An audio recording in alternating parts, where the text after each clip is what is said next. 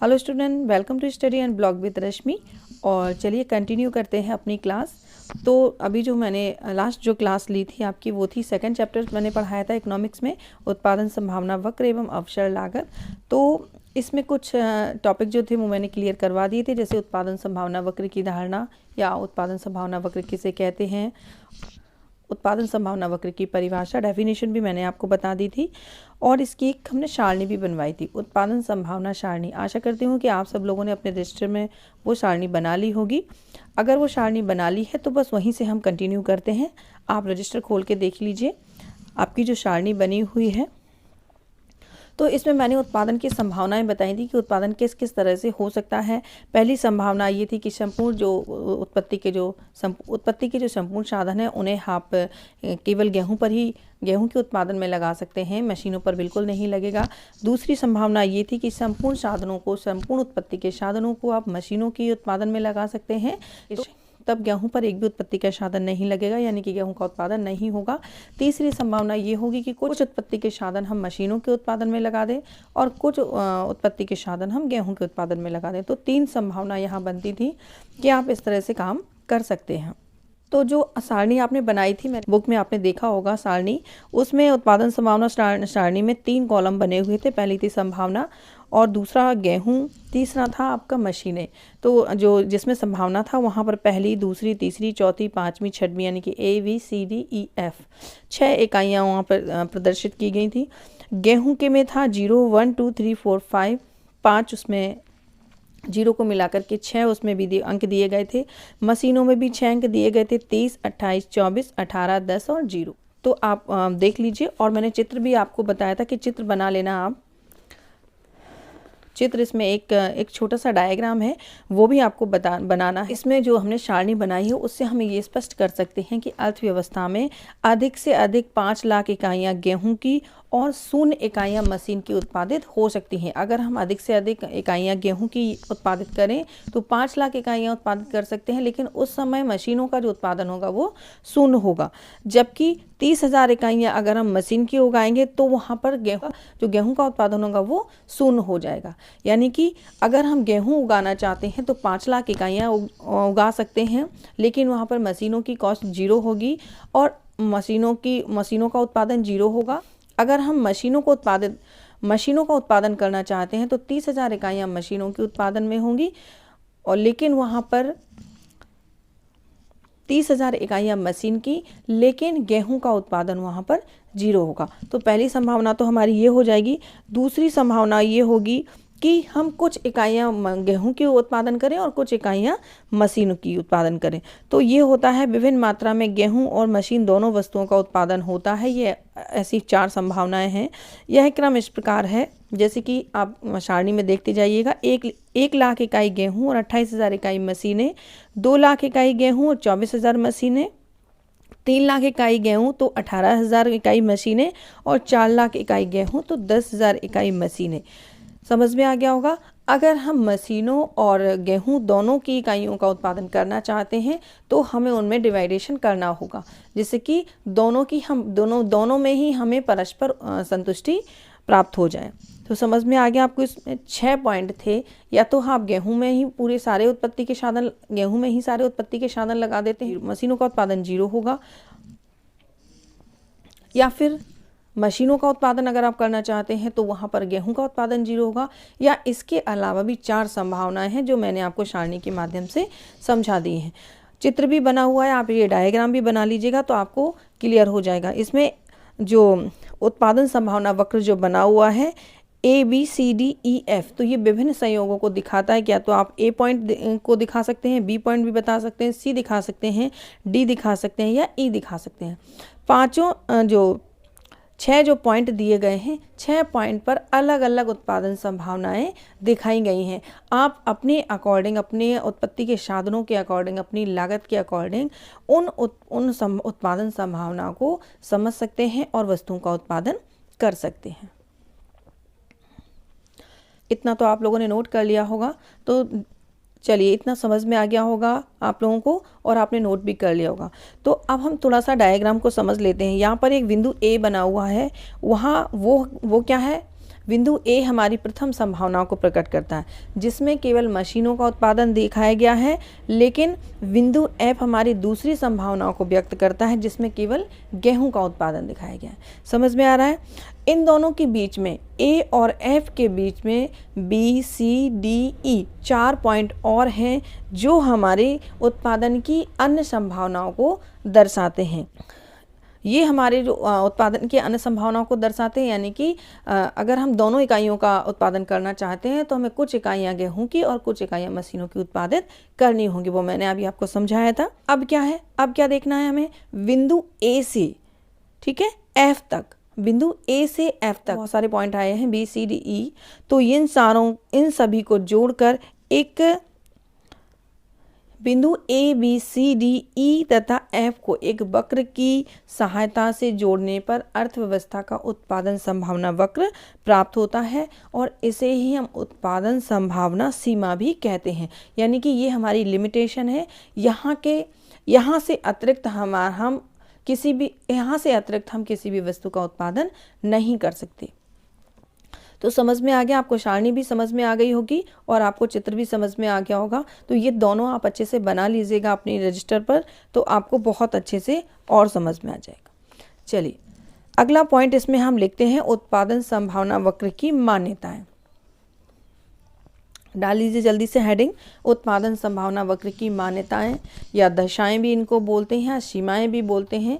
मान्यताओं का मतलब होता है कि ये जो मान्यताएं होती हैं तो वो दशा होती है जहां पर उत्पादन संभावना वक्र लागू होता है। अगर ये दशा नहीं होगी, ये मान्यता नहीं होगी, तो उत्पादन संभावना वक्र वहाँ पर लागू नहीं होगा। तो क्या क्या पॉइंट हैं, तो जल्दी से देख लेते हैं। उत्पादन संभावना वक्र हमारा निम्नलिखित मान्यताओं पर आधारित है। तो पॉइंट हैं 1 2 3, इस तरह से आप नंबर डाल दीजिए और लिख लीजिए। सबसे पहले है अर्थव्यवस्था में केवल 2 वस्तुओं x तथा y का उत्पादन हो रहा है। समझ में आया? केवल 2 वस्तुओं का उत्पादन हो रहा है तभी यहाँ पर संभावना वक्र लागू होगा, और अगर 2 वस्तुओं का नहीं हो रहा, केवल 1 वस्तु का उत्पादन हो रहा है, तो वहाँ पर हम उत्पादन संभावना वक्र लागू नहीं होगा। दूसरा है पॉइंट इसमें, अर्थव्यवस्था में उत्पादन के साधनों की मात्रा निश्चित एवं स्थिर है। यानी कि अर्थव्यवस्था में जो उत्पादन हो रहे हैं उनकी मात्रा निश्चित है और स्थिर है, ना तो वो उन्हें घटाया बढ़ाया जा सकता और ना कम ज़्यादा किया जा सकता। अगर ये दोनों स्थितियां बनती हैं, कम या ज़्यादा करते हैं या घटाते बढ़ाते हैं, तो वहाँ पर हमारा उत्पादन संभावना वक्र लागू नहीं होगा। तीसरा है साधन विशिष्ट नहीं है, अर्थात उन्हें एक वस्तु के उत्पादन से हटाकर दूसरी वस्तु के उत्पादन में लगाया जा सकता है। समझ में आया? साधन विशिष्ट नहीं है, यानी कि जो उत्पत्ति के साधन लगे हैं वो ऐसे नहीं है कि केवल उनका एक ही जगह यूज हो सकता है, उन्हें हम उस स्थान से हटा करके दूसरी वस्तु के उत्पादन में लगा सकते हैं। अगर साधन विशिष्ट होते तो वहाँ पर उत्पादन संभावना वक्र लागू नहीं होता, क्योंकि कोई संभावना ही नहीं थी, वहाँ पर हमें केवल उसी साधन का यूज करके उत्पादन करना होता है। अगला है प्रत्येक साधन पूर्ण रोजगार की स्थिति में है, अर्थात कोई भी साधन व्यर्थ या निष्प्रयोग नहीं है। यानी कि जितने भी हमारे उत्पत्ति के साधन हैं वे पूर्णतः रोजगार की स्थिति में होते हैं, अर्थात कोई भी साधन निष्क्रिय नहीं है और ना ही व्यर्थ है। अगला पॉइंट है आपका, अर्थशास्त्र में उत्पादन तकनीक अपरिवर्तित रहती है। यानी कि जो हम टेक्नोलॉजी का यूज़ करते हैं वो अगर अपरिवर्तित रहती है तभी उत्पादन संभावना वक्र लागू होता है, अगर परिवर्तित हो जाती है तो वहाँ पर उत्पादन संभावना वक्र लागू नहीं होगा। अगला है संसाधनों का कुशलता के साथ प्रयोग होता है, यानी कि जो हमारे उत्पत्ति के साधन है, जो संसाधन है, उनका कुशलता से प्रयोग होता है। समझ में आ गया? उनका कुशलता पूर्वक हम प्रयोग करते हैं। ऐसा नहीं है कि किसी भी साधन को हम निष्क्रिय रूप में समझ लें, उनका हम कुशलता पूर्वक प्रयोग करते हैं। तो ये आपका एक टॉपिक क्लियर हो गया, उत्पादन संभावना वक्र की मान्यताएं। बहुत अच्छा चैप्टर है ये, काफ़ी अच्छा समझ में भी, काफ़ी जल्दी समझ में भी आ जाएगा, बहुत ज़्यादा टफ नहीं है। चलिए अब चलते हैं अगले टॉपिक पर। तो इसमें है उत्पादन संभावना वक्र की विशेषताएं। तो जल्दी से नोट कर लीजिए आप, उत्पादन संभावना वक्र की विशेषताएं। पॉइंट इसमें भी है, चित्र भी बने हैं, अगर आप चाहें तो बना सकते हैं। तो पहला पॉइंट है इसमें, उत्पादन संभावना वक्र बाएं से दाएं नीचे की ओर झुकती है। समझ में आ गया। उत्पादन संभावना वक्र हमेशा बाएं से दाएं नीचे की ओर झुकती है, यानी कि जो मांग का नियम होता है वो भी बाएं से दाएं नीचे की ओर गिरता है, उसी तरह से ये भी होता है। इसमें क्या होता है, बाएं से दाएं नीचे की ओर झुकने का मतलब है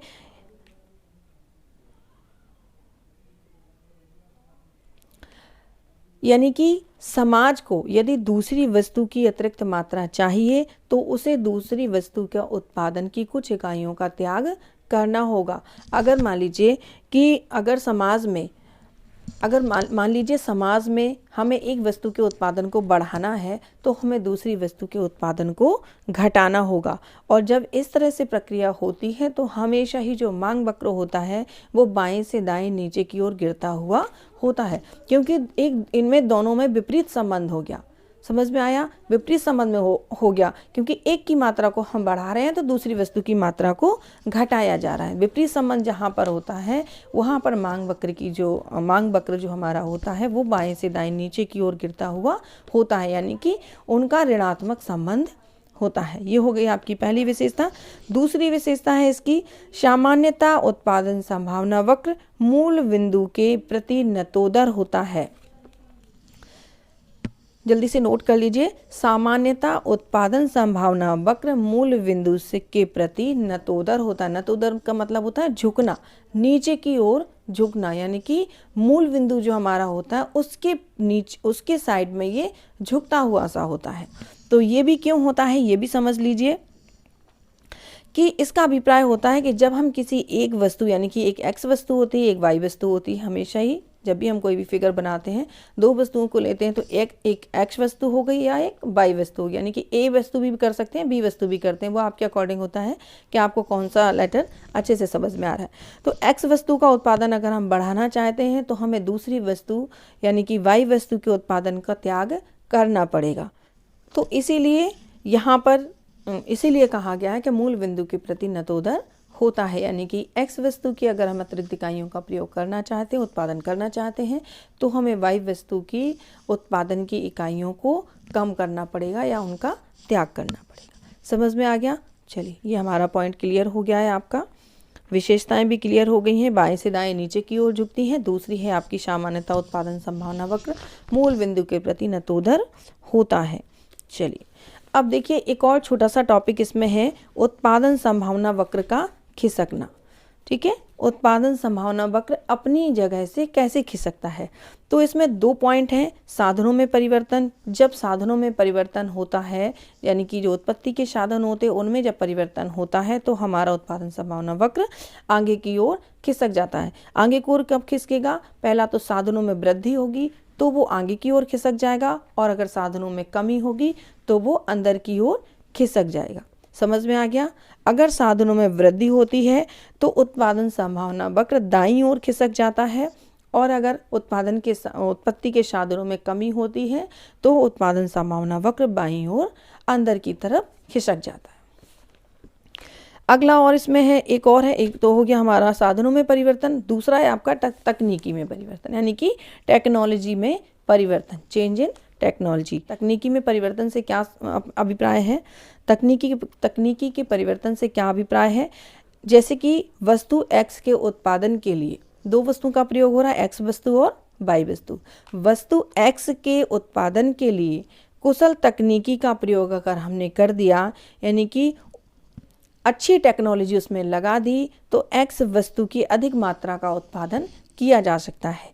तो उत्पादन संभावना वक्र क्या होगा, एक्स वस्तु की तरफ घूम जाएगा। ठीक है, खिसकेगा नहीं, केवल एक्स वस्तु की तरफ घूम जाएगा।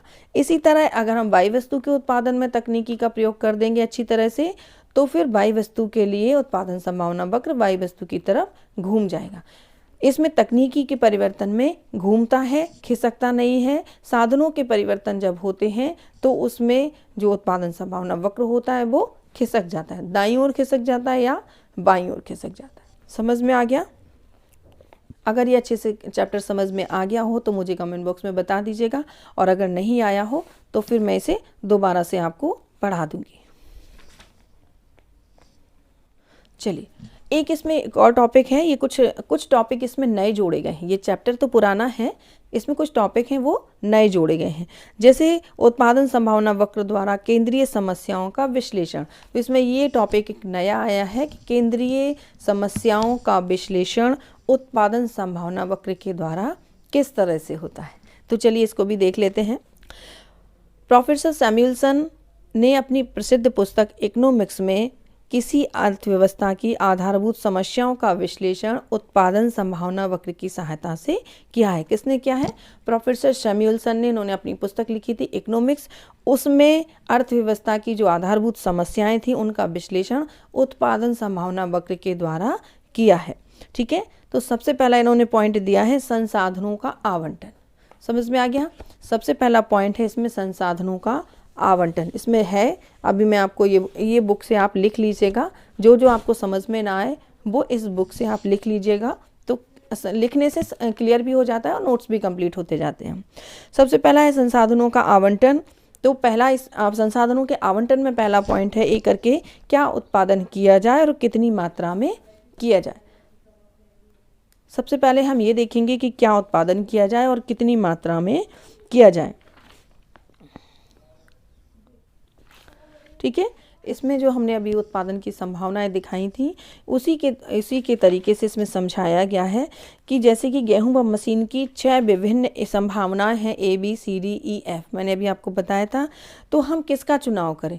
तो क्या करते हैं, जैसे जैसे हम A से F की ओर बढ़ते जाते हैं, A पॉइंट ऊपर था, F पॉइंट नीचे था। चित्र देख लीजिए पुराना जो अभी आपने बनाया है सारणी के बाद, उसमें A पॉइंट ऊपर है, F पॉइंट नीचे है। तो जैसे जैसे हम A से F की तरफ बढ़ते जाते हैं वैसे वैसे गेहूं की मात्रा बढ़ती जाती है और मशीन की मात्रा कम होती जाती है। ठीक है, A पॉइंट पर गेहूं, A पॉइंट पर मशीन थी और F पॉइंट पर गेहूं था। तो जैसे जैसे हम A से F की तरफ आएंगे तो गेहूं की मात्रा बढ़ेगी, मशीनों की मात्रा कम हो जाएगी। तो ये हमें बताते हैं कि जब हम किसी एक संभावना का चुनाव करते हैं तो हमें गेहूं और मशीन की कितनी मात्रा चाहिए होती है, यानी कि कितना उत्पादन किया जाए और क्या उत्पादन किया जाए और कितनी मात्रा में उत्पादन किया जाए।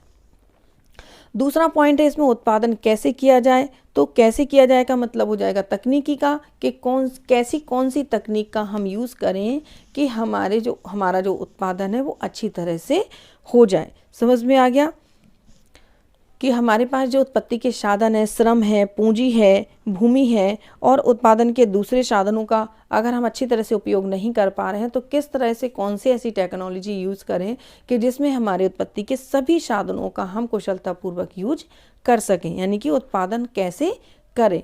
समझ में आ गया? तीसरा पॉइंट है आपका इसमें उत्पादन किसके लिए किया जाए। उत्पादन किसके लिए किया जाए, किसके लिए मतलब उपभोक्ता वाली वस्तुओं का उत्पादन ज़्यादा होगा तो उपभोक्ताओं के लिए उत्पादन होगा। और अगर मान लीजिए, ठीक है, उपभोक्ता वस्तुओं का अगर अधिक मात्रा में उत्पादन करेंगे, जैसे कि मान लीजिए गेहूं का उत्पादन है तो उपभोग की वस्तु है, ये उपभोक्ता वस्तुओं का उत्पादन होगा तो वो उपभोक्ताओं के लिए होगा। ठीक है, समझ में आ गया? पहला आपका ये था, इसमें 3 पॉइंट थे आपकी संसाधनों के आवंटन में क्या उत्पादन किया जाए और कैसे, किस मात्रा में किया जाए।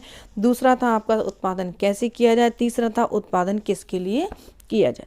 चलिए अब हम देखते हैं दूसरा पॉइंट इसका, साधनों का पूर्ण उपयोग। ठीक है, समझ में आ गया? दूसरा पॉइंट इसमें लिखिए, साधनों का पूर्ण उपयोग।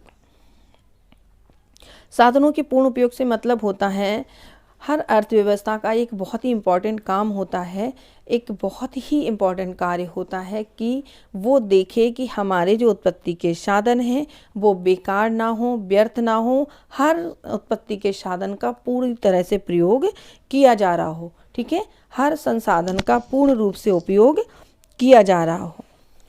ठीक है, अब क्या होगा, अगर मान लीजिए देश के जो उत्पाद संसाधन होते हैं वो बेकार पड़े रहेंगे, उनका हम कुशलतापूर्वक विदोहन नहीं कर पाएंगे तो हमारा जो उत्पादन संभावना वक्र होगा वो हमेशा ही नीचे की ओर रहेगा, यानी कि वो ग्रो नहीं करेगा। और अगर हम उत्पादन के संसाधनों का अच्छी तरह से विदोहन कर लेते हैं, उनका कुशलतापूर्वक प्रयोग कर लेते हैं तो उत्पादन संभावना वक्र ऊपर की ओर ग्रो करता हुआ दिखाई देगा। ठीक है, चलिए ये हो गया दूसरा पॉइंट। तीसरा पॉइंट है इसका, साधनों का विकास। ठीक है, साधनों के विकास से मतलब साधनों को बढ़ाना। अब मैंने अभी आपको बताया था कि जो उत्पादन संभावना वक्र होता है वो खिसकता है। तो कब खिसकता है? जब साधनों में परिवर्तन होता है। साधनों में परिवर्तन, यदि साधनों में वृद्धि होती है तो जो उत्पादन संभावना वक्र होता है वो दाईं ओर खिसकता है। साधनों में कमी होती है तो उत्पादन संभावना वक्र बाईं ओर यानी कि अंदर की ओर खिसकता है। तो यहाँ पर यही पॉइंट है कि साधनों का विकास, अगर साधनों का विकास अच्छी तरह से होगा तो उत्पादन संभावना वक्र हमारा अच्छी तरह से अच्छा आएगा, दाईं ओर खिसकेगा। अगर साधनों में वृद्धि होती है तो वृद्धि कब होगी? जब हम साधनों का विकास करेंगे। तो जब साधनों में वृद्धि होती है तो हमारा जो उत्पादन संभावना वक्र होता है वो P से P1 की ओर खिसक जाता है, यानी कि आगे की ओर बढ़ जाता है। जब आगे की ओर बढ़ जाता है तो हमें क्या समझ में आता है, क्या बताता है कि हमारा देश वृद्धि कर रहा है, हमारा देश विकास कर रहा है, यानी कि अर्थव्यवस्था विकसित अवस्था में है। ठीक है, चलिए 3 पॉइंट हो गए हैं इसमें। चौथा है आर्थिक कुशलता। प्रत्येक अर्थव्यवस्था जो आर्थिक कुशलता चाहती, आर्थिक कुशलता का क्या मतलब होता है? प्रत्येक अर्थव्यवस्था होती है वो हमेशा ही विकसित होने की दशा में होती है, हमेशा ही वो कुशलता चाहती है कि अच्छी तरह से हम संपूर्ण साधनों का विदोहन कर सकें, जिससे अर्थव्यवस्था है वो विकसित और विकासशील हो सके, विकसित हो सके। तो स्टूडेंट, आशा करती हूँ कि आपको ये टॉपिक बहुत अच्छे से क्लियर हो गया होगा उत्पादन संभावना वक्र का। तो आप चैप्टर पर गौर कीजिए। चैप्टर का जो हमने नाम लिखवाया था वो था उत्पादन संभावना वक्र एवं अवसर लागत। तो उत्पादन संभावना वक्र हमने आपको पढ़ा दिया है, उसकी विशेषताएं पढ़ा दी हैं, उत्पादन संभावना वक्र की मान्यताएं भी आपको समझा दी हैं, संभावना सारणी भी आपको समझा दी है, और उत्पादन संभावना वक्र के द्वारा केंद्रीय समस्याओं का विश्लेषण कैसे किया जाता है वो टॉपिक भी मैंने आपको क्लियर करवा दिया है। उत्पादन संभावना वक्र का खिसकना, कैसे वो खिसकता है, कैसे वो घूमता है, ये भी मैंने टॉपिक आपके साथ क्लियर कर दिया है। तो एक टॉपिक इसमें आपका पूरा क्लियर हो गया, उत्पादन संभावना वक्र। आशा करती हूँ आपको ये टॉपिक समझ में आ गया होगा। अगर थोड़ी सी भी डाउट हो तो फिर आप मुझे कमेंट बॉक्स में बता दीजिएगा, मैं इसे दोबारा को पढ़ा दूंगी। चलिए, अब इसका एक और टॉपिक रह गया है, उसके बाद ही आपका चैप्टर भी खत्म हो जाएगा। अवसर लागत की अवधारणा। इसमें आपका मैंने बताया था उत्पादन संभावना वक्र एवं अवसर लागत, तो अवसर लागत की अवधारणा, इसमें अब आपका ये चैप्टर आ गया है, कॉन्सेप्ट। अब इसका एक और टॉपिक रह गया है, उसके बाद ही आपका चैप्टर भी खत्म हो जाएगा। अवसर लागत की अवधारणा, इसमें आपका मैंने बताया था उत्पादन संभावना वक्र एवं अवसर लागत, तो अवसर लागत की अवधारणा, इसमें अब आपका ये चैप्टर आ गया है, कॉन्सेप्ट ऑफ अपॉर्चुनिटी कॉस्ट। ठीक है, अवसर लेना, अवसर की अवसर लागत, अवसर का मतलब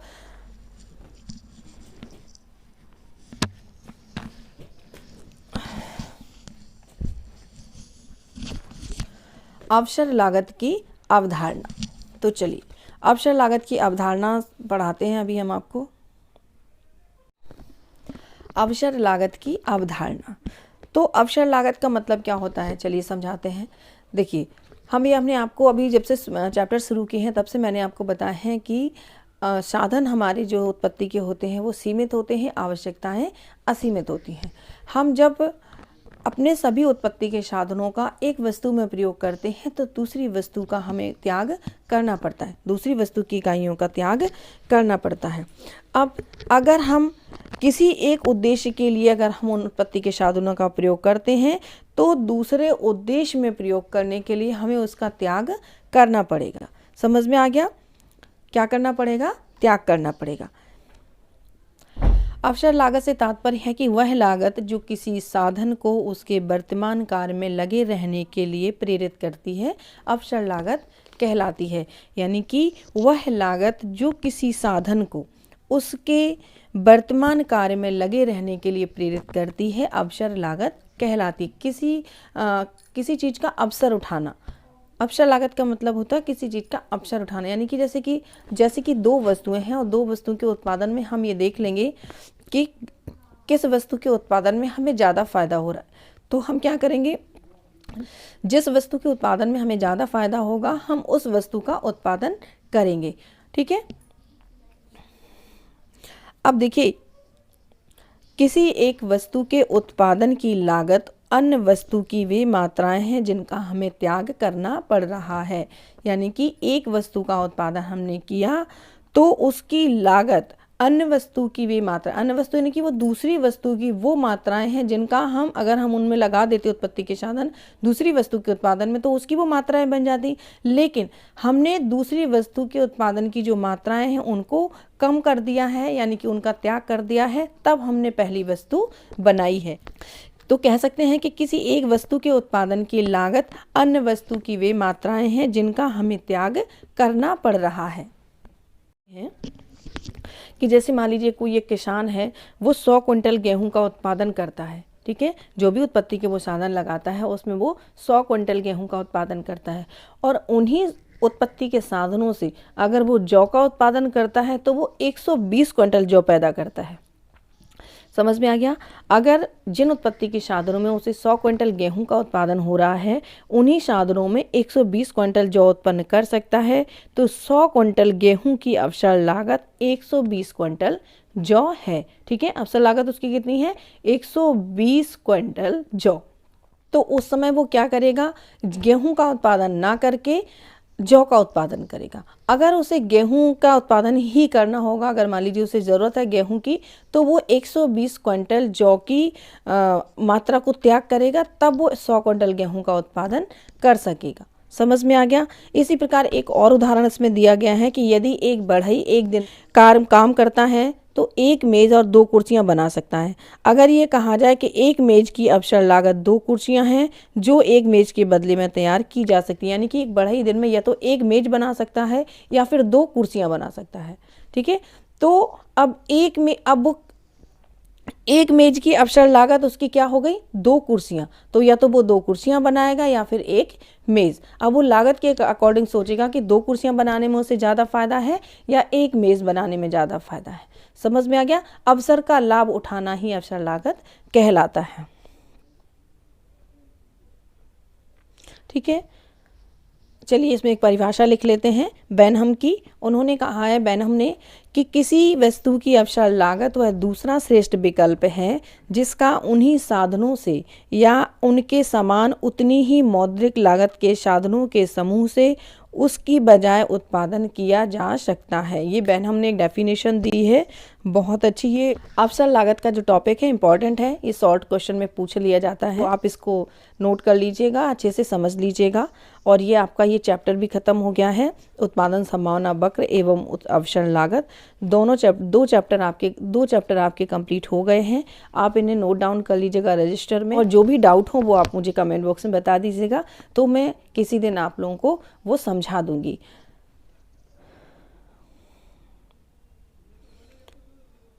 चलिए, जो भी छात्र और छात्राएं इस चैनल से जुड़ गई हैं उनको तो प्रॉपर क्लास मिलती रहेगी, लेकिन आप लोगों का एक दायित्व बनता है कि आप इस लिंक को ज़्यादा से ज़्यादा शेयर कर दें, जिससे कि बहुत सारे बच्चे जो नहीं जुड़ पाए हैं वो भी जुड़ जाए और उनका भी नोट्स अच्छे से बनते चले, उनका भी सिलेबस कंप्लीट हो जाएगा। जो बच्चे इस क्लास को देख लेते हैं, पढ़ लेते हैं, वो कमेंट करके मुझे बता दिया कीजिएगा कि आपको ये कैसी लगी, और मुझे पता भी चल जाएगा कि मेरे किस छात्र ने इसको पढ़ लिया है और कौन से बच्चे इसमें अभी तक नहीं जुड़ पाए हैं, तो मैं उन्हें जोड़ने का प्रयास करूँगी। तो स्टूडेंट, मिलते हैं अगली क्लास में। ये 2 चैप्टर आप कंप्लीट कर लीजिएगा और अगली क्लास में मिलेंगे 3rd लेसन के साथ। तब तक के लिए okay friends, take care and bye bye.